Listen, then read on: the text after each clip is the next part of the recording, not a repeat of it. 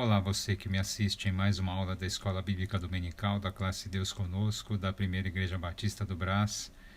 Honra, alegria, satisfação, como a gente sempre diz, a gente poder gravar mais essa aula, a gente dá sequência aos nossos estudos, acompanhando o plano de leitura da Bíblia em um ano. Muitos dos irmãos e muitos dos amigos já encerraram, já completaram, já fizeram a leitura da Bíblia toda em um ano, e nesse caso, como a gente já disse, né, é a leitura da Bíblia em menos de um ano, né? Mas enfim, talvez você ainda esteja, você que está me assistindo agora, talvez você ainda esteja lendo, né? Ou talvez você ainda esteja exatamente aí no cronograma do plano de leitura, e isso não tem problema absolutamente nenhum, né? Afinal de contas, o plano de leitura é para realmente ler ao longo de 12 meses. E se você está fazendo essa leitura, você provavelmente já está aí concluindo, né, a primeira epístola de Pedro. E a gente vai, inclusive, nessa aula que a gente está gravando agora, a gente vai um pouquinho à frente, a gente vai até a segunda epístola de Pedro, né, que no caso seria uma leitura para o dia seguinte a essa aula, mas enfim, o intuito da gente fazer um pequeno adiantamento, né, é para que a próxima aula, a aula seguinte, ela fique com uma epístola a menos, e aí a gente ficaria um pouquinho deslocada, segundo a carta de Pedro ali, meio perdida, não vou dizer perdida, mas enfim, a segunda epístola de Pedro ela fica muito melhor localizada na presente aula, em que a gente vai falar sobre a primeira epístola de Pedro, né? Então, essa presente aula aqui vai falar desde Hebreus até a segunda epístola, a segunda carta de Pedro. Eu convido você a fazer uma oração agora, fazer uma pausa nesse vídeo e orar, pedir ao Senhor orientação para que esse momento seja um momento de edificação, um momento de crescimento espiritual e um momento para que realmente a gente aprenda, a gente possa absorver aquilo que o Senhor quer que nós absorvamos, e para a fim de que nós sejamos então edificados e cresçamos na fé e cresçamos espiritualmente. Se você então não fez uma oração, faça uma pausa e ore a Deus nesse sentido. Muito bem, então vamos para a aula. A gente vai então utilizar aqui alguns slides, né? Algumas a gente falava transparência antigamente, mas alguns slides, enfim, para falar então sobre as cartas. Eu vou falar de cartas, mas daqui a pouquinho eu vou falar sobre Hebreus, tá? Por que cartas talvez não seja o caso. Mas enfim, as cartas aos Hebreus, a Tiago, e aí a primeira e a segunda carta, a primeira e segunda epístola, né, de Pedro. Muito bem. Vamos então ao estudo aqui do livro de Hebreus. Como a gente estava falando, né? A gente costuma falar que Hebreus é uma epístola, carta aos Hebreus, mas muitos intérpretes, muito embora lá no finalzinho ele tenha lá uma parte final ali que a gente poderia chamar de epílogo, né? Ele tem uma parte final ali que parece realmente ser uma epístola, né? Afinal de contas fala inclusive sobre Timóteo, né? Que Timóteo havia sido preso, mas que ele estava para ser solto, enfim, parece realmente, essa parte final parece ser uma carta, mas no início, por outro lado, ele não tem nenhuma dedicatória, né? Então, assim, muitos intérpretes acabam dizendo que talvez não seja o caso da gente falar em uma carta, mas enfim, isso é só um detalhe para que você para que você aí assim adicione aí no seu patrimônio de conhecimento da Bíblia, né? Hebreus então talvez Não sei se a gente poderia chamar de epístola, vamos chamar de epístola, né? Não tem problema nenhum. A carta aos Hebreus, que seria um tratado teológico, né? O conteúdo de Hebreus, inclusive, é um conteúdo extremamente apurado, é um conteúdo muito rico, e o autor, né? Que a gente já vamos falar aqui do autor, né? O autor é desconhecido, a gente não faz ideia de quem seja. Alguns até dizem que seja Paulo, mas pelo estilo, né, que a carta foi escrita, e eu vou falar de carta mesmo, ok? Que a carta foi escrita, ela não tem muito estilo do apóstolo Paulo. Alguns até atribuem a autoria humana, né, dessa obra, né, dessa carta ao, ao Apolo. Apolo era um grande pregador também, um pregador muito habilidoso, né, e pelo que a gente entende, né, Apolo seria um pregador muito eloquente, né, mas a gente não tem certeza, a gente não tem a mínima ideia, não tem grandes elementos para dizer quem seja o autor da carta aos Hebreus, ok?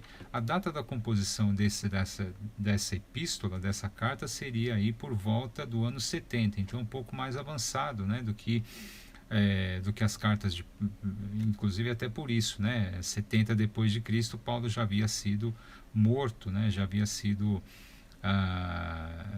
martirizado, né? O martírio de Paulo já havia acontecido aí, porque aconteceu aí por volta do ano 67 depois de Cristo, né? E o propósito dessa carta é o que? É exaltar a superioridade de Cristo a tudo e a todos e exortar os crentes a persistirem na fé. Bem, vamos contextualizar um pouquinho mais, né? Essa questão de Hebreus, ela não aparece, na verdade, na obra, não aparece na carta, não existe nenhuma dedicatória, como a gente já disse, né? Não existe assim uma saudação inicial como se fosse uma carta, né? Ninguém está dizendo assim, olha, fulano de tal escrevendo aos Hebreus, né? Não existe. Essa questão de Hebreus, ela é ela aparece aí no título da carta por conta especialmente do conteúdo. O conteúdo, ele faz menção exatamente ao Antigo Testamento, à Antiga Aliança. Então, pelo seu conteúdo, a gente consegue entender que os destinatários eram pessoas que não eram gentias, elas não vinham de uma tradição pagã, porque pessoas de tradição pagã elas não teriam a mínima ideia do que se fala, né, na carta aos Hebreus. A carta aos Hebreus fala de Moisés, fala da antiga aliança, fala de uma série de outras coisas e vai sempre colocar que Jesus, que o Cristo é superior a todas essas coisas, a todas as instituições do judaísmo, né? E vamos falar sobre isso também. Então, que a gente coloque isso, né, que a gente mantenha isso em mente, ok?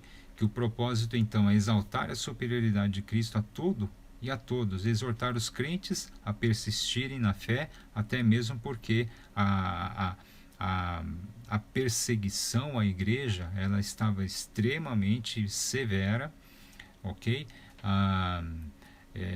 Nero um pouco antes, né, já um pouco antes já havia iniciado uma perseguição muito forte aos cristãos, e aí também existia aquela questão dos judaizantes, que Paulo tratou muito, né, a respeito dessa questão dos judaizantes, e a gente não pode afastar também a ideia de que essa carta aos Hebreus, ela tinha exatamente o sentido, né, ela tinha exatamente o intuito de mostrar para aqueles judeus que haviam chegado ao cristianismo, né, para aqueles judeus que haviam se convertido a Jesus, que todas aquelas instituições do judaísmo elas são inferiores, elas comem na mão do cristianismo, digamos assim, né? Vamos falar assim informalmente, mas elas têm a sua fonte, na verdade, tudo aquilo que Deus concedeu ao povo de Israel, né, no antigo, na antiga aliança, tudo aquilo se tudo aquilo aponta para o Senhor Jesus, para a obra do Senhor Jesus, ok? Vamos então em frente, né?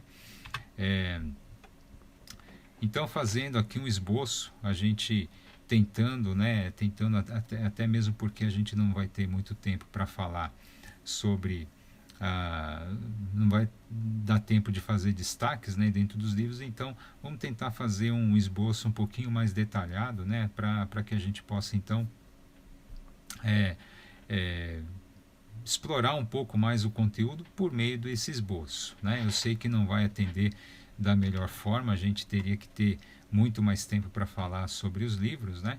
Mas enfim, vamos em frente. Um prólogo nesse esboço aqui do livro da carta ou do livro de Hebreus, né? Vamos chamar de carta, né? O prólogo, Deus tem falado por meio de seu Filho, né? Exaltando aqui, exaltando a superioridade do Senhor Jesus. E aqui eu faço questão de ler então o primeiro versículo da carta aos Hebreus, que fala bem isso, né? Olha o que diz. Olha o que diz aqui a primeira, não apenas o primeiro versículo, né? Mas vamos ler então primeiro esse trecho do prólogo, né? Para que a gente, para que fique muito claro exatamente o propósito dessa carta, ok? Havendo Deus outrora falado muitas vezes e de muitas maneiras aos pais pelos profetas, nestes últimos dias nos falou pelo Filho, a quem constituiu o herdeiro de todas as coisas, pelo qual também fez o universo. Ele que é o resplendor da glória e a expressão exata do seu ser, sustentando todas as coisas pela palavra do seu poder, depois de ter feito a purificação dos pecados, assentou-se à direita da majestade nas alturas, tendo se tornado tão superior aos anjos, quanto herdou mais excelente nome do que eles. Então, aqui o autor da carta aos Hebreus, ele está realmente já deixando muito claro, ok, o propósito daquilo que ele vai explorar nesse verdadeiro tratado teológico que é a carta aos Hebreus, ok? Ele vai dizer que Jesus é superior a tudo e a todos, inclusive aos profetas. Não existe nada superior a Jesus. Inclusive Jesus é o quê? Jesus é a plenitude da revelação de Deus. Deus falou outrora, né, outrora de outras formas, muitas vezes e de muitas maneiras aos pais pelos profetas, mas realmente a revelação plena do Senhor, ela se deu com o Senhor Jesus. Jesus é a revelação cabal, completa, definitiva do Senhor, né, para nós. Ok? Muito bem. O Filho é superior aos anjos. Capítulo 1, versículo 5 até o capítulo 2, versículo 18. Nem mesmo os anjos são superiores ao Senhor Jesus, né? Afinal de contas, o Senhor Jesus é Deus. E como é que os anjos poderiam ser superiores a Deus? Eles são criaturas.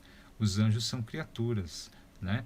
Os anjos jamais poderiam ser superiores ao seu Criador, ao próprio Senhor, que é o Senhor Jesus. O Senhor Jesus é Deus, é um com Deus, né? O Filho é superior a Moisés. Veja, bom, isso parece ser óbvio para nós, né? Claro que o Senhor Jesus é superior a Moisés, mas veja, a gente está falando com os hebreus, ok? Os hebreus tinham Moisés como o maior dos profetas, né?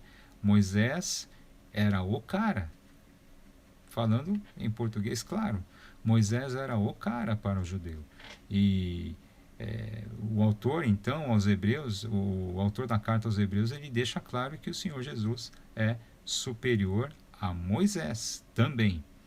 O Filho é superior ao sacerdócio de Arão.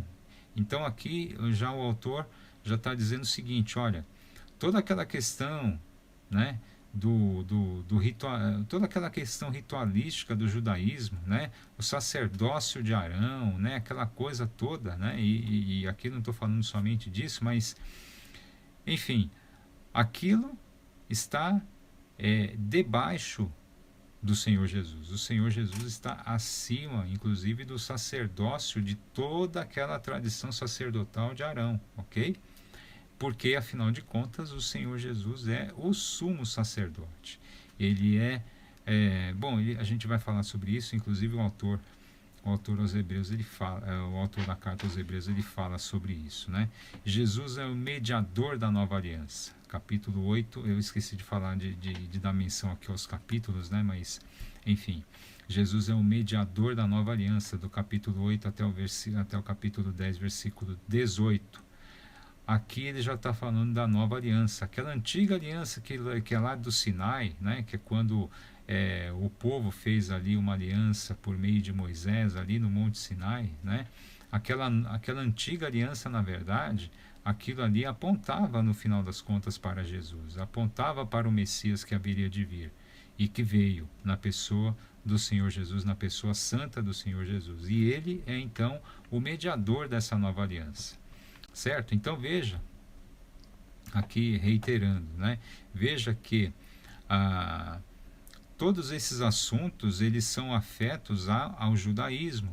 Então, é por isso que se diz que essa carta é destinada aos hebreus, àqueles que conhecem, né? Aqueles que conheciam a, toda essa questão de Moisés, todo o sacerdócio de Arão, as práticas do judaísmo, né? Enfim, tudo isso era conhecido pelos seus destinatários. É por isso que se diz, né, que se deu esse nome dessa carta, a carta aos Hebreus, certo? Vamos lá, exortação à fidelidade, no capítulo 10, versículos 19 até o capítulo 11, né? E voltando um pouquinho aqui, desculpem, eu quero falar um pouquinho sobre essa parte aqui que o filho é superior ao sacerdócio de Arão. Aqui no capítulo 6, inclusive, aqui nesse meio, né, existe um trecho que traz um pouquinho de dificuldade de entendimento, que fala sobre que explora um ponto que parece que fala a respeito da perda de salvação, ok? Só fazendo um comentário muito rápido a respeito disso, tá? Eu gostaria que você, quando lesse esse capítulo 6, e eu tenho certeza que você sabe do que eu estou falando, desse trecho, né? Desse trecho que dá a entender que a salvação pode ser perdida, né? Isso é um assunto bastante polêmico, ok? Gostaria de ter tempo para falar sobre isso. Muitas vezes nas aulas presenciais a gente discute bastante, né, essa questão de perda da salvação, sem querer entrar muito em polêmica, ok? E isso dá muito pano para manga, realmente. Eu acho que existem assim argumentos muito fortes dos dois lados, mas enfim, não quero cravar uma conclusão, mas esse trecho do capítulo 6 especificamente, ok? Eu gostaria que quando você lesse esse capítulo 6 e quando ele fala sobre essa questão de ser iluminado pelo Espírito, né? Essa questão dos riscos espirituais, né? De alguém que cai, é difícil, depois não tem como alguém que experimenta a iluminação do Espírito Santo, né? Não dá para renovar para o arrependimento, enfim, essas questões bastante complicadas, eu gostaria que você tivesse em mente, primeiro, que essa carta é dirigida então aos hebreus em primeiro lugar, ok? E isso ela está muito ligada àquilo que Paulo fala aos Gálatas, né? E eu creio que você se lembre dessa aula que a gente falou sobre da carta, né, que a gente, dessa aula que a gente falou a respeito da carta aos Gálatas, que o que Paulo alertou era que, olha, se você voltar para as práticas do judaísmo, você está anulando a cruz, você está anulando o sacrifício, então você não tem mais nada, né? Então é nesse sentido que a gente tem que ler, ok? Só fazer esse contraponto, ok? Para que você tenha muito cuidado, para que você não faça interpretações assim um pouco diferentes ou um pouco fora daquilo que que o autor aqui da carta aos Hebreus está dizendo. Na verdade, ele está dizendo o seguinte: olha, a volta à prática do judaísmo faz com que você anule o sacrifício de Jesus. Então você, olha, se você fizer isso, não tem mais para onde ir. Se você volta para o judaísmo, você está dizendo o seguinte: olha, a obra de Jesus, ela foi em vão. E aí, meu amigo, não tem para onde mais você correr. Você foi pro abismo. Abismo é uma palavra muito forte, mas enfim, você não tem mais para onde correr, tá? É só isso é isso que Paulo diz, e é isso que os autores hebreus também estão dizendo. Tudo bem? Então tá, vamos lá. Exortação à fidelidade, isso aqui especialmente falando sobre as perseguições que a igreja estava sofrendo, as perseguições que os crentes do primeiro século sofriam, e especialmente a questão de realmente não voltar, não fazer retrocessos, né, na caminhada, na caminhada do discipulado, na caminhada da fé, certo? Não ficar dando ouvidos, por exemplo, aos judaizantes, né? Enfim, ter uma caminhada de fidelidade ao Evangelho. O Evangelho, a obra de Cristo, na verdade, né? É essa a exortação que o autor aos Hebreus está dizendo. E, inclusive, nesse contexto, ele vai falar no capítulo 12, né? Olhando para Jesus, o autor e consumador da nossa fé, né? Então, essa, na verdade, é a essência do cristianismo, é a gente olhar para Jesus, para a obra de Jesus, e dependermos unicamente da graça do Senhor Jesus manifestada, da graça do Senhor, do Deus nosso Pai manifestada no seu Filho Jesus Cristo. Tudo bem? A vida cristã aqui tem no capítulo 13, né, nos 19 versículos, aqui os 19 primeiros versículos do capítulo 13, o autor aos Hebreus então vai dar uma série de recomendações éticas e recomendações de práticas, né, da vida cristã, enfim, práticas diversas, né, a respeito de como devemos nos portar. E aí vai falar de ética, vai falar da ética cristã e assim por diante, né?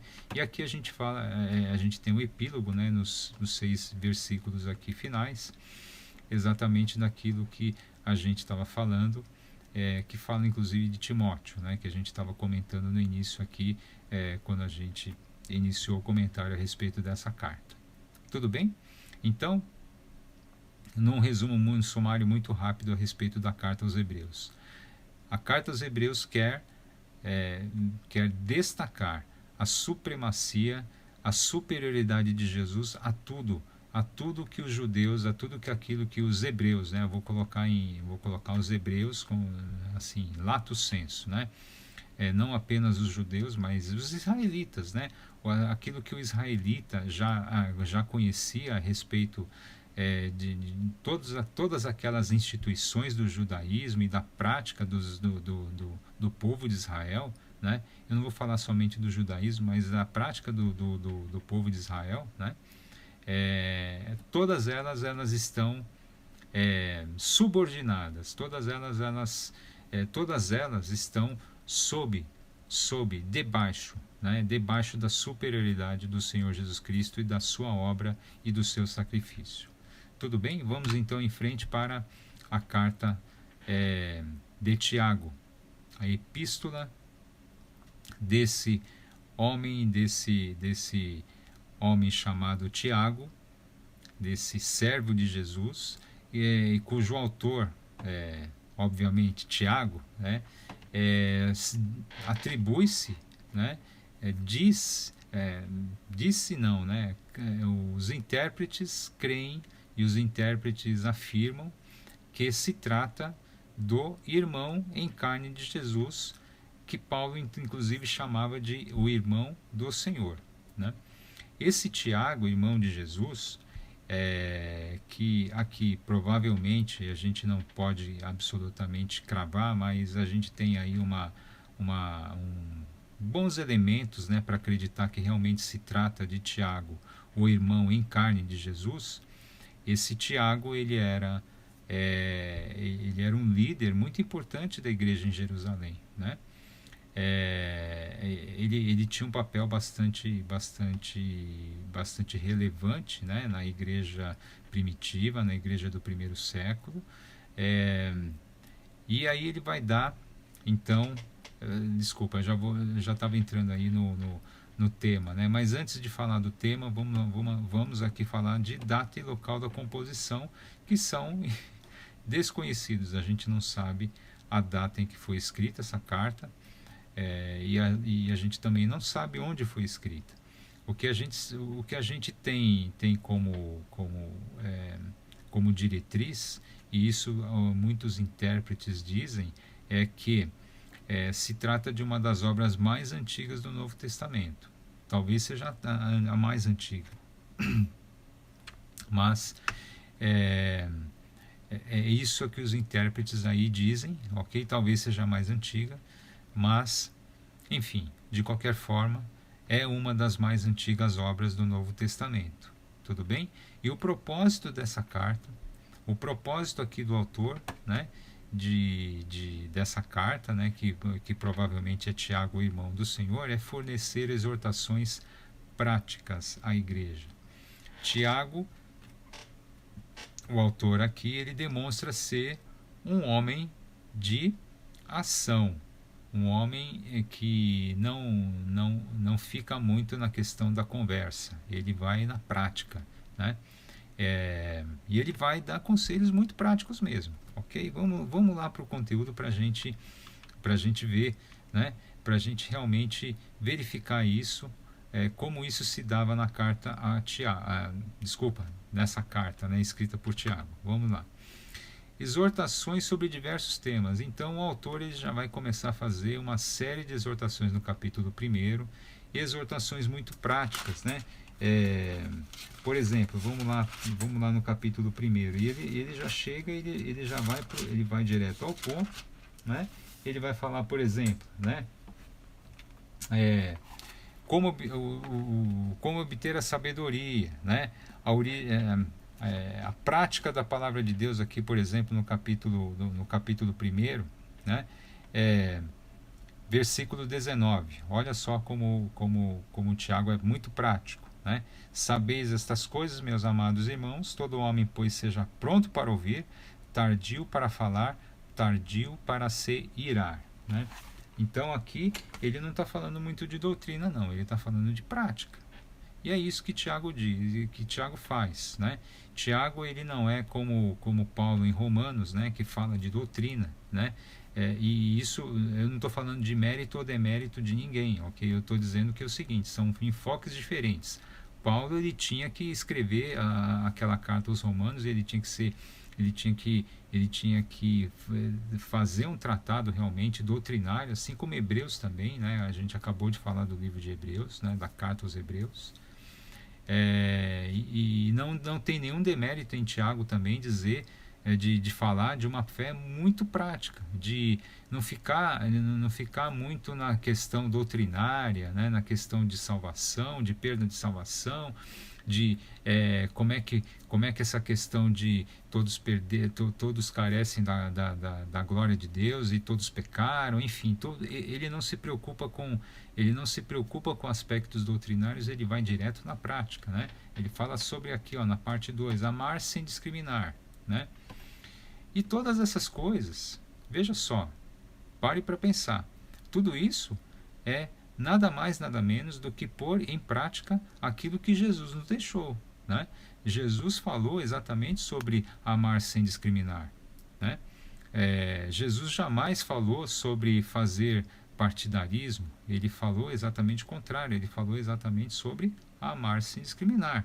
A fé sem obras é morta. Isso aqui é uma coisa que dá muita discussão muitas vezes, né? Poxa, mas veja só, a fé sem obras é morta.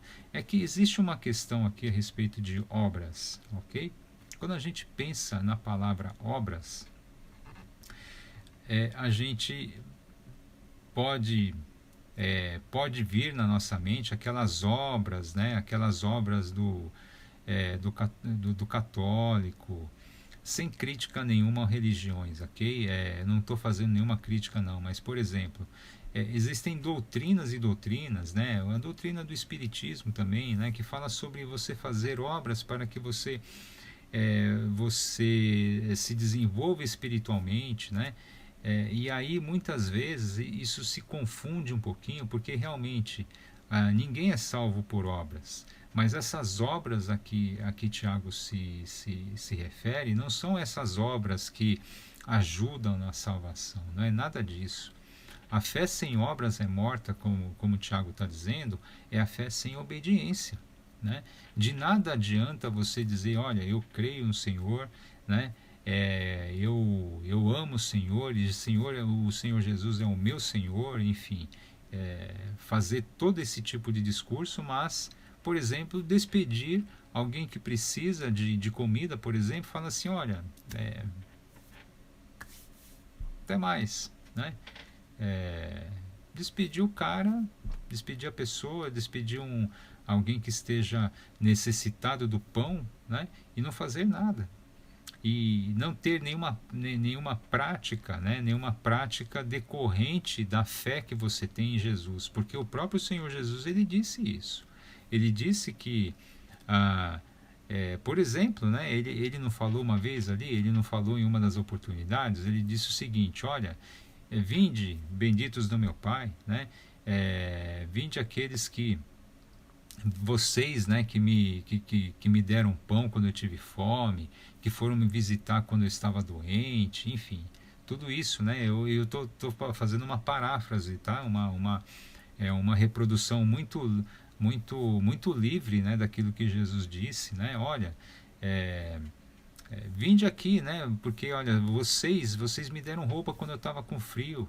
E aí, quando isso acontecer, muitos vão chegar e perguntar assim: mas Senhor, quando é que a gente fez isso? Quando é que a gente fez isso que o Senhor está dizendo que a gente fez? Porque eu não me lembro. E aí Jesus vai dizer: olha, vocês fizeram isso quando vocês deram um pão para aquele pequenino, para aquele que necessitava. Você deu roupa para aquele que sentia frio. Você foi visitar aquele que estava enfermo, inclusive aquele que estava preso, mas olha, preso injustamente, tá? Brincadeira, ok? Mas enfim, tudo isso, né? Tudo isso está apontando para o quê? Que Tiago está dizendo o seguinte: olha, se você não fizer aquilo, essas obras que o Senhor Jesus mandou você fazer, a sua fé é morta. É isso. No final das contas, é isso que o autor aqui da carta está dizendo, que o autor chamado Tiago está dizendo, ok? A questão da língua, o capítulo 3, versículos 1 a 12. Essa questão da língua é muito complicada. Você sabe como a gente é muito precipitado em abrir a nossa boca, em fazer a nossa linguinha funcionar. E a gente já falou em aulas anteriores, né? Eu não me lembro qual foi a aula, mas a gente já falou sobre isso, que a língua hoje em dia ela é tão comprida que ela está aqui na ponta do nosso dedo aqui, que ela tem o comprimento, olha, tem um comprimento, ele vai aqui da nossa boca, passa pelo ombro, passa pelo braço inteiro e acaba aqui no nosso dedo, o dedinho que tecla ali no celular e que tecla aqui no botãozinho esquerdo do mouse, que, enfim, faz o quê? Espalha notícias falsas, fake news, espalha também fofoquinhas, e como nós somos fracos nisso e como nós precisamos de exortação com relação à língua. E aqui Tiago ele vai fazer uma exortação muito severa a respeito disso, né? De utilizar a língua, refrear a nossa língua. E ele falou já, como a gente já leu, né? Todo homem esteja pronto para ouvir, tardio para falar. E essa questão de tardio para se irar também, essa questão de tardio para falar é no seguinte sentido, de você pensar muito bem no que você vai falar, do que você pensar muito bem no que você vai teclar, pensar muito bem no que você vai escrever, pensar muito bem na notícia que você vai espalhar no WhatsApp, notícia que você vai espalhar no Facebook, no Instagram e assim por diante, onde quer que for, no Twitter, enfim. É, tome muito cuidado com isso, tomemos muito cuidado com isso, para que a gente não seja espalhador de fake news e, pior ainda, que essas fake news elas não se originem de nós mesmos, né? Isso é muito complicado, tá? E isso está aqui explorado na carta de Tiago, capítulos, e tem 12 versículos aqui que Tiago vai se dedicar a falar, ok? A sabedoria que vem do alto, e aqui Tiago ele vai inclusive tirar um pouquinho essa questão do livro de Provérbios, né? Essa questão da sabedoria. Não que ele copiou do livro de Provérbios, nada disso, mas ele vai se inspirar no bom sentido, se inspirar, não é no bom sentido que eu quero dizer, não é no sentido teológico, no sentido, desculpa, de inspiração da Bíblia, né? Mas é assim, tomando como modelo, né? O livro de Provérbios, ele vai falar muito a respeito da sabedoria que vem do alto, a sabedoria do Senhor, né? E aqui, olha só como o Tiago é prático, né? Ele vai dizer o seguinte: olha, a amizade do mundo é inimiga de Deus. Então, veja, tome muito cuidado. Se você está tendo muito prazer, né, no mundo, se você está tendo muitas alegrias, né? Alegria, não que seja pecado você ter alegrias no mundo, não é nada disso, mas se você tiver muito prazer nas coisas do mundo, fique atento, porque a amizade do mundo é inimiga de Deus. E esse mundo aqui, a gente sabe que esse mundo, vamos dizer assim, a amizade do mundo é a amizade do pecado, né? A amizade das coisas que nos desviam, né? Nos desviam de uma vida espiritual sadia, de uma amizade com Deus, né? Ou seja, se você está muito amigo do mundo, você está muito inimigo de Deus, ok? Não falar mal uns dos outros. E aqui é a mesma coisa, aqui é muito parecido com aquela questão da língua, né? Aliás, falar mal uns dos outros, olha, o homem, nós seres humanos, como a gente gosta de falar mal das pessoas, né? E olha, a gente tem que refrear isso. A gente tem que lutar contra nós mesmos. E olha, infelizmente, no nosso meio, no meio das igrejas, no seio das igrejas, como existe maledicência. E olha, como isso faz mal, como isso é perverso e as pessoas, muitas vezes, as pessoas não percebem isso e quando percebem já falaram, ok? E isso aqui é uma exortação muito forte, é uma exortação que a gente precisa prestar muita atenção, né? Para a gente refrear a língua e para a gente parar de falar mal uns dos outros, ok? Deixar de lado a jactância. Olha só, olha como o Tiago é prático, né? Jactância não tem nada a ver com ser cristão. Jactância é uma coisa que é antítese, na verdade é a oposição ao cristianismo, ao ser cristão, né? Afinal de contas, Jesus foi o maior exemplo da não jactância, da humildade completa. É só você lembrar. Lembre-se aí de quando ele lavou os pés dos seus discípulos, né? Enfim, ele deu vários exemplos a respeito de ser humilde, né? Então a gente tem que deixar de lado essa questão da jactância, da arrogância, enfim, de tudo isso, porque isso nada tem a ver com o ser cristão, ok? Contra os ricos opressores. Veja que o que é condenado na Bíblia, na palavra do Senhor, não é a riqueza em si, né? Mas o problema é quando o problema da riqueza, né? Não é a riqueza em si, desculpa ser repetitivo, mas o problema é que a riqueza ela traz poder. E quando a riqueza traz poder, e quando o homem tem poder, ele tem muitos problemas, ok? A gente pensa que não, mas ter poder é uma coisa muito difícil. Ter poder é algo extremamente desafiador, porque o poder ele desfigura a gente de uma forma muito fácil.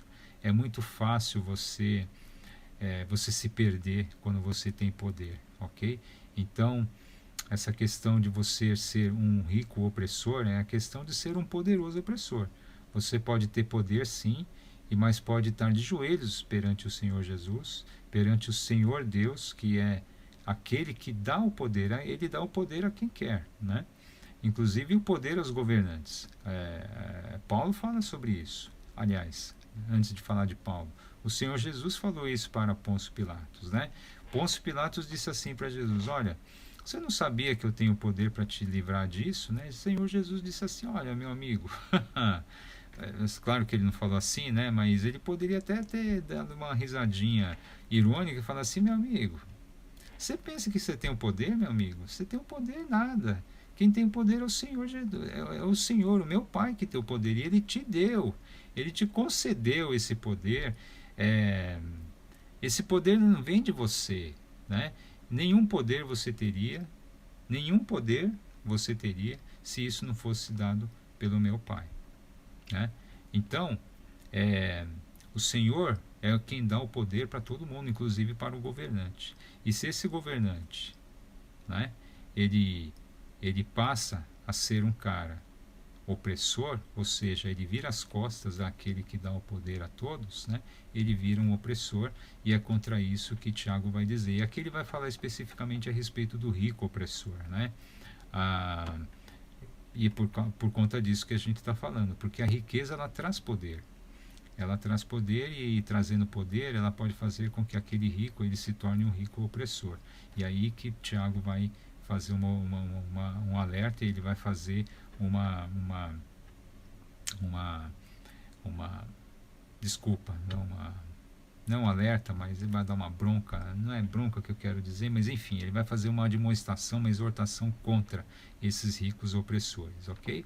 E aí ser paciente e orar com fé. Isso é muito difícil, né? Muito difícil quando a gente está com alguma urgência, ou então a gente está sofrendo alguma coisa muito que está nos trazendo muita angústia, né? A gente ser paciente é muito problemático, mas é isso que Tiago então vai nos aconselhar, ok? Então você vê, né? A carta de Tiago é uma carta extremamente prática. Ele não fala de doutrina, ele vai falar exatamente da prática da vida cristã, ok? Vamos lá para 1 Pedro, ok? O autor então é o apóstolo Pedro, ok? Como está aqui no capítulo 1, versículos 1 e 2, e aqui a gente está falando realmente, é uma carta bem parecida com aquelas cartas de Paulo, né? Que Pedro ele faz uma saudação inicial, ele faz uma dedicatória, e aqui tem até uma coisa interessante, né? O autor, né, de primeira e segunda, tanto primeira quanto segunda Pedro, né? É uma pessoa que dominava muito bem a língua grega. E aí, sem nenhum demérito ao Pedro humano, né? A pessoa humana de Pedro, né? Pedro provavelmente não era uma pessoa assim que tinha muitos recursos linguísticos ou um domínio muito grande, né, da língua grega.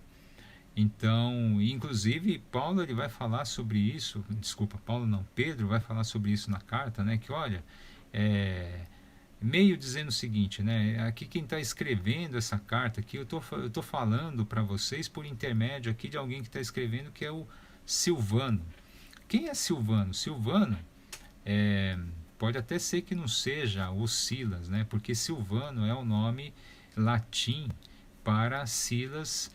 Silas é o aramaico, né? Silas é o aramaico de Silvano no latim. E aí o Pedro vai falar exatamente que quem está escrevendo ali é Silvano, né? E é exatamente, me parece, né? Os intérpretes dizem que realmente era o Silas, o companheiro de Paulo, inclusive, nas suas viagens missionárias.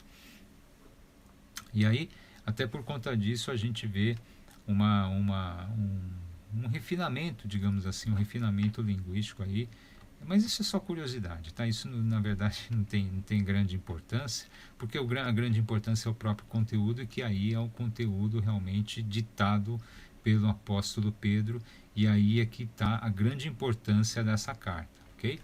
A data e o local da composição, né? É por aproximadamente aí 64 da nossa era, em Roma, falando um pouquinho de Roma também, né? Falando até inclusive sobre aquilo que Pedro fala, né? Pedro fala aqui, em algum momento ele fala, se eu não me engano aqui, no capítulo 5, se eu não me engano, né? Ele fala a respeito daqueles que estão na Babilônia, né? Bom, por que ele fala isso, né? Isso eu estou falando por causa de Roma aqui, né?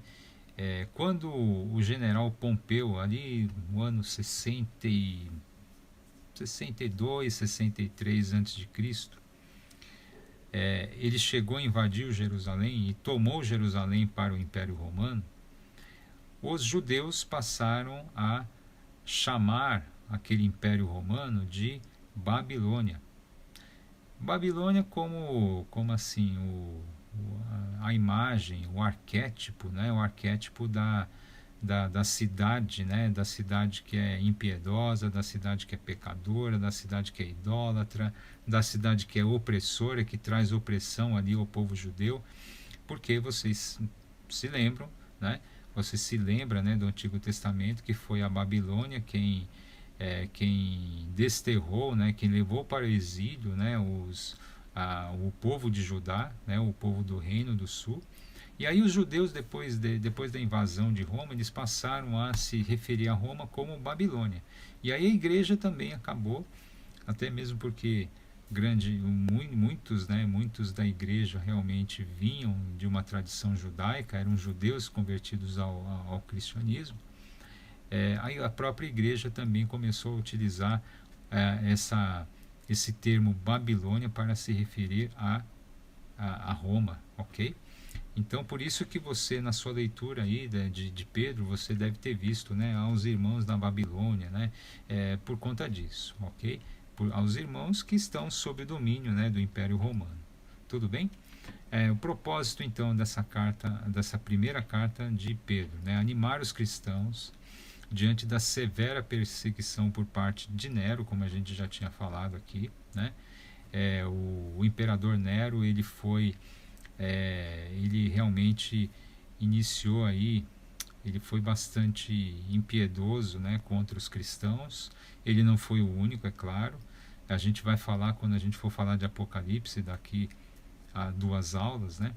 A gente vai ver o imperador Domiciano, que fez realmente uma perseguição extremamente cruel aos cristãos, mas Nero também não ficou para trás, ok? Nero também empreendeu uma perseguição muito forte aos cristãos, né? E aí o propósito então de Pedro é exatamente animar os cristãos ali diante dessa perseguição e exortá-los aí para a santificação, né? Enfim, eu ia falar uma coisinha, mas eu vou falar um pouquinho mais para frente, ok? Vamos lá. Um prólogo, que é a apresentação aqui, né, fazendo esboço, né, já no esboço aqui da primeira carta de Pedro, um prólogo bastante breve de 2 versículos falando a respeito exatamente do autor, que é o apóstolo Pedro. E aqui Pedro já vai entrar no tema, né, regenerados para uma viva esperança, capítulo 1, versículo 3 a 12, e ele vai então refrescar na memória ali dos cristãos que estavam sentindo uma perseguição e sofrendo uma perseguição cruel ali do Império Romano, refrescando um pouquinho, entre aspas, refrescando, né, a memória dos cristãos para uma viva esperança que nós temos em Jesus, né? A viva esperança que nós temos pelo sacrifício de Jesus em nosso favor, ok? Chamados para uma vida santa, uma vida separada do mundo, né? Que é uma coisa extremamente desafiadora, até mesmo porque diante de tanta perseguição que se sofria, né, que a igreja sofria, havia uma série de, digamos assim, de ofertas de outras doutrinas. Olha, mas veja só, para que você vai sofrer tanto assim? Se você ficar confessando o Senhor Jesus aí, se você ficar confessando esse Jesus que você segue, né? Você vai sofrer, você está sofrendo, você sabe disso. Olha, vem para cá, né? Vem praticar vem para a prática um pouquinho mais light aí da minha religião, né? E aí Pedro vai combater. Pedro não é que vai combater, né? Muito mais do que combater, ele vai animar os cristãos a se manterem aí firmes na fé e firmes numa vida santa e separada do mundo, né? Chamado para se aproximar da pedra viva. Quem é a pedra viva? A pedra viva é o Senhor Jesus, né?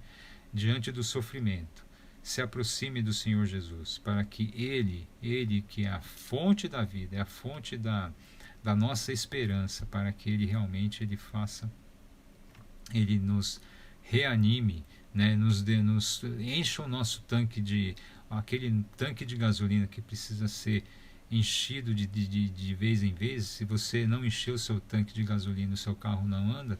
Da mesma forma, a gente tem que se reabastecer, né? Se reabastecer dessa viva esperança que Pedro está falando, para que a gente e isso a gente faz se aproximando aí da pedra viva que é Jesus, chamado para proclamar as virtudes de Cristo. E aí Pedro vai falar, olha, além de você reavivar a sua fé, de você reavivar a sua esperança, não se esqueça que você tem uma responsabilidade, né, de você proclamar as virtudes do Senhor Jesus e de proclamar o evangelho dele para as pessoas que estão ao seu redor.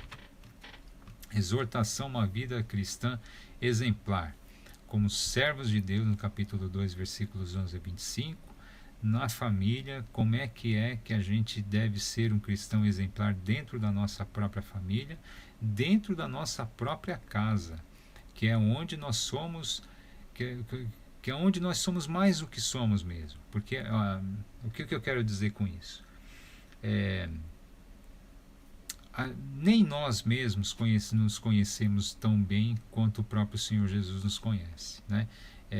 E muitas vezes nós até utilizamos máscaras dentro de casa. Nem mesmo dentro de casa a gente é tão transparente 100%, né? E aí o que Pedro está querendo dizer aqui é que a gente tem que viver uma vida cristã exemplar, até mesmo não até mesmo, mas principalmente dentro de casa, na família. A gente tem que derrubar as nossas máscaras, a gente tem que ter uma vida cristã autêntica dentro da nossa família, né? Na conduta diária, na conduta do dia a dia, né? No trato com as pessoas, no trato com todas as pessoas com quem a gente tem relacionamento, né? E também participando dos sofrimentos, nos sofrimentos de Cristo, né? A perseguição que a gente sofre, e que a gente sofre muito menos, né, hoje no século 21, né, a gente está no ano de 2020, a perseguição que a gente sente não tem não tem nem comparação, né, nem pode ser comparada àquela perseguição, né, isso pelo menos aqui no nosso país, né, aquilo que a perseguição que Nero empreendeu aos cristãos nem se compara àquilo que eventualmente a gente sofre, sofre entre aspas, né, eventualmente uma cristofobia que a gente possa sofrer no meio em que a gente esteja, né? E cristofobia eu quero dizer assim, olha,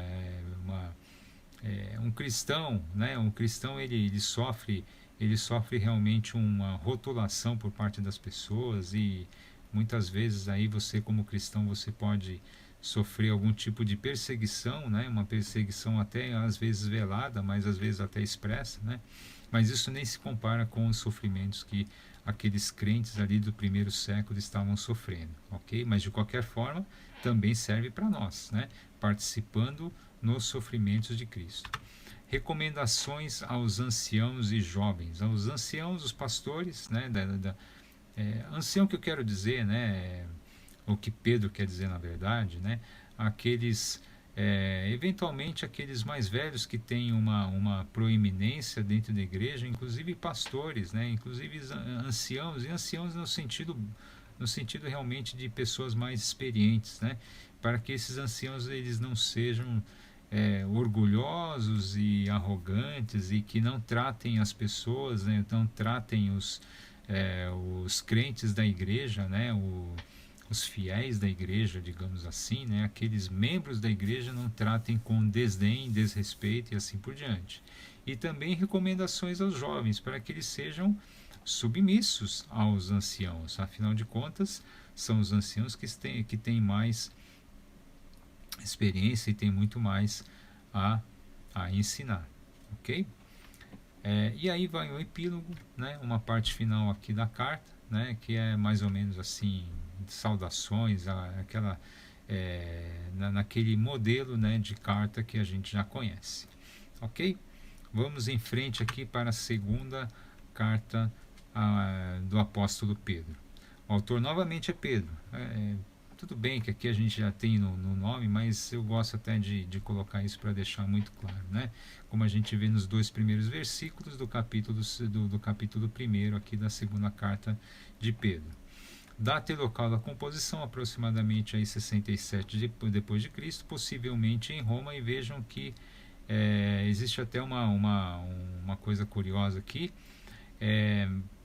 Isso foi muito próximo também do martírio de Paulo, né?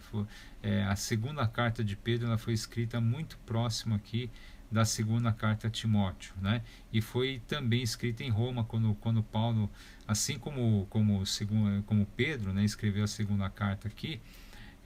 Paulo também estava escrevendo aí na mesma época, né, a segunda carta a Timóteo, como a gente viu na aula anterior, né?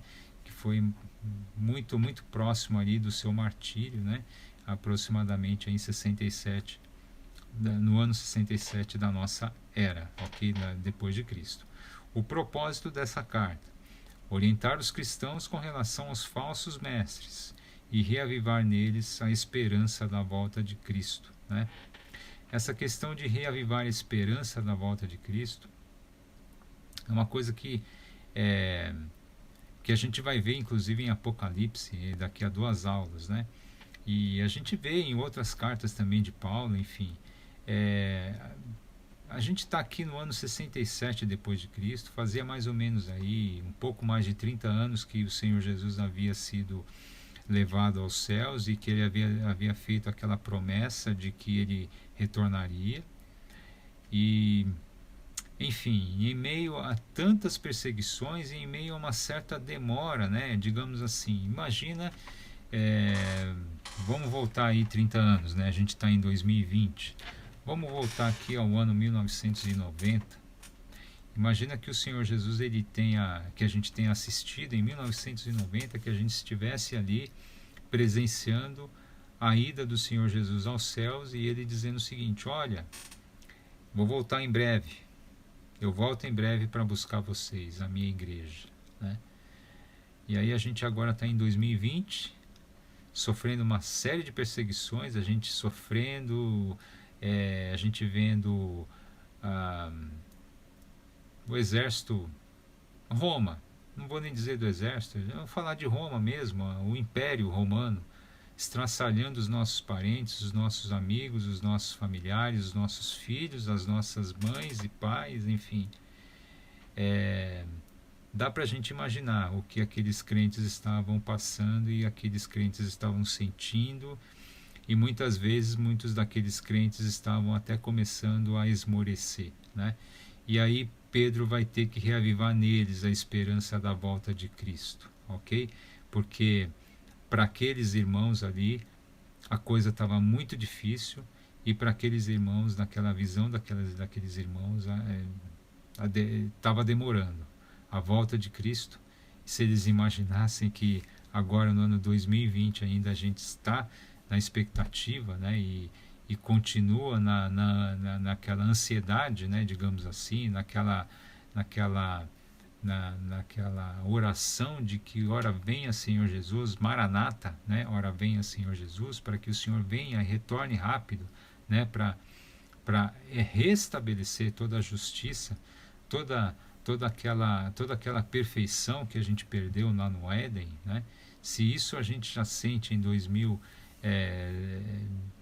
que a gente sente em 2020, né? Aqueles irmãos ali do primeiro século nem imaginavam que a gente estaria assim depois de mais de 2000 anos, né? Mas enfim, isso é, a gente não sabe quando é que a medida de Deus, a medida da misericórdia de Deus, isso a gente vai falar em Apocalipse, né? A medida da misericórdia de Deus, ela vai ser alcançada, ok? Vamos lá. O prólogo, então, no capítulo 1, versículos 1 e 2, quando Pedro faz a sua dedicatória, inclusive quando Pedro se identifica como autor, né? As implicações do pleno conhecimento de Cristo, aqui falando, já dando uma introdução a respeito daquilo que ele quer combater, a respeito dos falsos mestres, né? Os falsos mestres que inclusive estavam no meio da igreja, comendo junto com eles, né? Comendo no sentido, né? Tendo a ceia junto com aqueles, junto com os irmãos da igreja, e ali aqueles falsos mestres começam a colocar algumas doutrinas falsas, começam a desviar pessoas, começam a levar as pessoas ao desvio, e é essa a grande preocupação aqui que Pedro vai expressar, né, nas duas sessões seguintes, a palavra profética verdadeira. Qual que é a mensagem verdadeira? Qual que é a palavra de Deus verdadeira? Pedro vai falar, né? Qual que é o evangelho verdadeiro? E aí ele vai falar do surgimento desses falsos mestres, né? Desses caras que levam as pessoas à perversão, levam as pessoas a se desviar do Senhor Jesus, levam essas pessoas a práticas, né, que nada condizem com o cristianismo, ok? O Senhor livra os piedosos e reserva juízo para os injustos, e Pedro vai falar isso exatamente. E olha, já adiantando, né, tudo aquilo que Pedro fala aqui nessa segunda carta dele tem muito a ver com o que Judas vai tratar também na sua carta. Inclusive, o que se diz, o que se acredita é que Judas e Pedro estavam muito próximos, né, quando eles escreveram essas epístolas, né? Eles meio que trocavam, talvez até Pedro ele tenha até pego, né, porque Judas, a carta de Judas é um pouquinho mais antiga, né, anterior, né? A autoria de Judas, a autoria da carta de Judas é anterior à autoria da segunda carta de Pedro. Acredita-se inclusive que Pedro se inspirou, né, em muita coisa ali, se inspirou não no sentido teológico, novamente dizendo, tá? Não é que Judas é inspirador, é que quem inspira a palavra é o Senhor Deus, né? É Deus Pai. Mas que Pedro meio que tenha tomado como modelo essa carta de Judas, ok? Essa epístola de Judas. E aí, desculpe. Então, voltando desse parênteses, né? Muitos desses temas aí que Judas tratou, também Pedro vai tratar a respeito exatamente desses falsos mestres, e Pedro vai falar que Deus reserva juízo sim para eles, ok?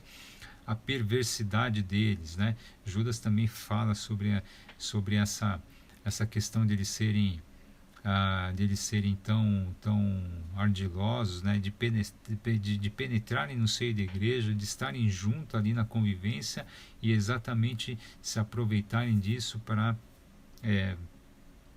propagar uma série de ensinos errôneos, ensinos diabólicos, né? A certeza da vinda do dia do Senhor. Olha, fique tranquilo, o Senhor Jesus virá um dia, o Senhor Jesus retornará. A gente não sabe quando isso vai acontecer, mas isso é certo que vai acontecer. E isso no meio de tantas perseguições, que era tão importante para Pedro, então, dar essa palavra de conforto, essa palavra de esperança, né, para aqueles aqueles irmãos do primeiro século, ok? E também aí uma exortação à fidelidade e ao crescimento em Jesus Cristo, no conhecimento dele. Enfim, palavras que permanecem extremamente atuais, extremamente atualizadas para nós, tanto essa questão da certeza da vinda do dia do Senhor, quanto essa questão de a gente ser exortado a ser fiel a Cristo e a aumentarmos, né, a caminharmos no sentido de crescermos em espiritualidade, em crescermos em conhecimento no Senhor Jesus, certo? E palavras extremamente atuais, para que a gente realmente possa sobreviver a tempos tão difíceis. Os tempos sempre são difíceis, tá? A gente às vezes cai no clichê de falar assim, os tempos são difíceis, né? Mas os tempos são difíceis desde sempre, né? Desde que Adão ele cometeu aquela bobagem. Eu não vou nem chamar de bobagem, tá? Bobagem é muito pouco para falar aquilo que infelizmente o nosso pai ancestral cometeu, né? Mas desde aquele tempo, os dias são difíceis, os dias são adversos, porque afinal de contas, a partir do momento que Adão ele tomou aquela decisão, né, de desobedecer a ordem do Senhor, nós nos tornamos inimigos de Deus. Nós nos tornamos, nós fomos expulsos da presença de Deus, e aí os tempos ficaram difíceis. E todos os tempos serão difíceis até que o Senhor Jesus retorne, até para a vinda, né, do dia do Senhor, até que esse dia do Senhor ocorra. Nós estamos em tempos difíceis, e nesses tempos difíceis nós precisamos realmente de fidelidade ao Senhor Jesus e crescermos em conhecimento nele, porque nele nós temos então condições, né? Crescimento no conhecimento de Jesus, a gente tem condições de passar por todos esses desafios de uma forma um pouco menos difícil, né? De uma forma que a gente possa inclusive ganhar outras pessoas para Cristo e alentar as pessoas que estão sofrendo. E quantas pessoas não estão sofrendo? E aí faço esse convite então para que você, assim como todos nós, toda a igreja, né, continue firme, continue fiel a Cristo e continue fiel e continue a sua caminhada, né, rumo ao conhecimento cada vez maior, ao crescimento espiritual e ao conhecimento da própria pessoa santa do Senhor Jesus. Que Ele nos abençoe. A gente tem mais 2 aulas, né, até que a gente encerre. Inclusive, a última aula ela vai assim, isso eu tô contando o cronograma aqui desse ano de 2020, né? A gente vai invadir um pouquinho, né? Invadir um pouquinho 2021. A gente vai ter o primeiro domingo de janeiro ainda, nessa aula aqui, nessa aula dessa classe da Deus Conosco. A próxima aula, que vai ser no dia 27, né? Isso, acho que é 27. É isso aí, dia 27 de dezembro. A gente vai ter então o estudo das 3 cartas de João e da carta de Judas, né, da epístola de Judas. E aí lá no dia 3 de janeiro, se não me engano é 3 de janeiro que cai, ok? O primeiro domingo de janeiro, enfim, finalmente, né, o último livro da Bíblia, que é o livro de Apocalipse.